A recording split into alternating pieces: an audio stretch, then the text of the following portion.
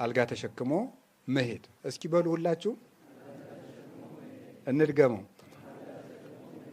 ድገሙት። አልጋ ተሸክሞ መሄድ።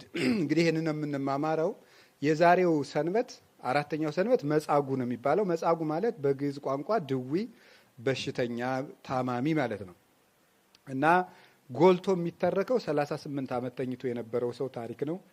ግን የዚህ ሰው ታሪክ መታሰቢያ አይደለም። መጻጉዕ ማለት በሽተኛ ነው። ቅዱስ ያሬድ ነው ለአብይ ጾም እሁዶች ስም ያወጣላቸው። ይሄኛውን እሁድ መጻጉዕ ያለበት ምክንያት ጌታችን ኢየሱስ ክርስቶስ ለፈወሳቸው ድውያን በሙሉ መታሰቢያ ነው። ይሄ ማለት ሁሉንም ድውያን የሚያጠቃልል ነው ማለት ነው። ስለዚህ ክርስቶስም መድኃኒት፣ እኛም በሽተኞች ነን ሀሳቡ። ክርስቶስ መድኃኒት ነው፣ እኛ ደግሞ በሽተኞች ነን፣ ድውያን ነን ማለት ነው። ስለዚህ ስለ መዳን የምንማማርበት ነው ማለት ነው። የጌታችን ኢየሱስ ክርስቶስ መድኃኒትነት፣ የሰው ልጅ በሽተኛነት የሚነገርበት ነው። እንግዲህ እንደምታውቁት የሰው ልጅ ሲፈጠር በሽታ የሚባል ነገር አልነበረበትም በስጋው። ምንድነው የነበረው? ወደ ሰው ልጅ አፈጣጠር ከመውሰድ በፊት ታሪኩን መጀመሪያ ልተርክላችሁ። ጌታችን መድኃኒታችን ኢየሱስ ክርስቶስ ወደ ኢየሩሳሌም በአይሁድ የፋሲካ በዓል ሄደ ይላል የዮሐንስ ወንጌል ምዕራፍ 5 ቁጥር 1 ላይ። በአይሁድ የፋሲካ በዓል ወደ ኢየሩሳሌም ሄደ። እዚያም መጠመቂያ ቦታ ነበረ። መጠመቂያ ቦታዎቹ 5 መመላለሻዎች ነበሯቸው። መመላለሻዎች ማለት ወደ መጠመቂያው የሚወስዱ መንገዶች ማለት ነው። 5 መንገዶች፣ 5 መንታ መንገዶች አሉ ወደ መጠመቂያው የሚወስዱ። በዚያ ዙሪያ ደግሞ 5 ድውያን፣ 5 አይነት ማለት ነው ይተኙ ነበር። 5 ሰዎች ሳይሆን 5 አይነት በሽተኞች ናቸው። እነዚህ አይናቸው የማያዩ ነበሩ፣ ሽባዎች ነበሩ፣ እግራቸው የሰለሉ ነበሩ፣ እግራቸው የደረቀ ነበሩ እና እግራቸው የተድበለበለ ነበሩ። እነዚህ በዚያ ዙሪያ ተኝተው ይኖር ነበር። ይሄ ቦታ ምን ይባላል? ቤተ ሳይዳ ይባላል። በዕብራይስጥ ቋንቋ ቤተ ሳይዳ፣ ቤተ ዛታ፣ 2 ቃልም ያስነግርለታል። ቤተ ዛታም ይሉታል፣ ቤተ ሳይዳም ይሉታል። ቤተ ሳይዳ ወይም ቤተ ዛታ ማለት የምህረት ቦታ ማለት ነው። የምህረት ቤት ማለት ነው። መካነ ሳይል የምህረት ቦታ፣ የምህረት ቤት ማለት ነው። ይሄ ቦታ በብሉይ ኪዳን ጊዜ መላኩ ከሰማይ እየወረደ ውሃ ነበር፣ በዙሪያው ኩሬ ነው።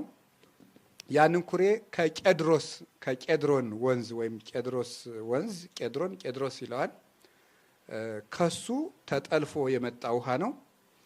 በቤተ መቅደሱ ዙሪያ የነበረ ያ ውሃ መልአከ እግዚአብሔር ከሰማይ ይወርድና ውሃውን በመታው ጊዜ ውሃው ይታወካል።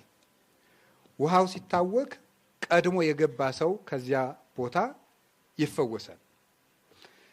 መልአኩ ደግሞ እየመጣ የሚመታው ቅዳሜ ብቻ ነው። ስለዚህ ዛሬ ቅዳሜ ያለፈችው ሰው መልሶ እስከ ሳምንት ቅዳሜ ታሞ ይቆያል ማለት ነው። በዚያ ቦታ እንደዚህ ወረፋ አልደርሰው ብሎ እንግዲህ ፈጥኖ ሩጦ የገባ ሰው ነው።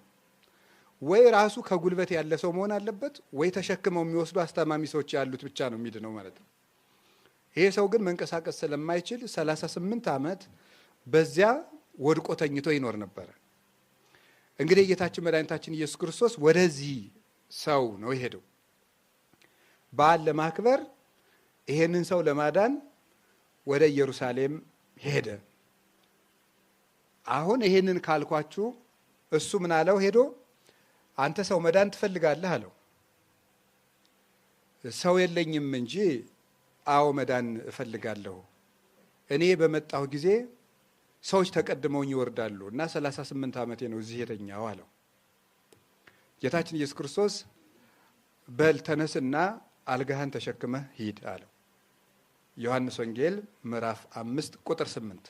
ለዕለቱ ርዕስ ያደረግነው እሱን ነው ማለት ነው። አልጋን ተሸክሞ መሄድ። ሰው የለኝም እንጂ እፈልግ ነበር ሲለው በል እንግዲያውስ ተነስ አልጋህን ተሸክምና ሂድ አለው። ይሄ ሰውም አልጋውን ተሸክሞ ቆመ። አልጋውን ተሸክሞ ሲሄድ አይሁድ አገኙትና ቀኑ ሰንበት ስለነበረ እንዴት በሰንበት አልጋህን ትሸከማለህ አሉት። ያዳነኝ ሰው ተሸከም ብሎኛል አላቸው። ማን ነው ያዳነህ አሉት። እኔ አላውቀውም አለ። ጌታ ደግሞ ዘወር ብሎ ፈቀቅ ብሎ ሌላ ቦታ ነው የነበረው። አላውቀውም አለ። በሌላ ቀን ጌታችን መድኃኒታችን ኢየሱስ ክርስቶስ ምኩራብ ውስጥ አገኘውና እነሆ አሁን አንተ ድነሃል፣ ከዚህ የባሰ ነገር እንዳያገኝ ደግመህ እንዳትበድል ብሎ አስጠነቀቀው። አይሁድም ጌታ እንደፈወሰው ስላወቁ አካሰሱት። ያካሰሱት ምክንያት ሰንበትን ሻረ ብቻ ብለው አይደለም፣ እግዚአብሔር አባቴ ነው ስላለም ነው። ጌታ ምን አላቸው? ለምንድን ነው ሰንበት ሽረ የምትፈውስ ሲሉት፣ አባቴ እስከዛሬ ይሰራል እኔም እስከዛሬ እሰራለሁ አላቸው ይላል። ስለ ቃሉ እግዚአብሔር ስሙ የተመሰገነ ይሁን።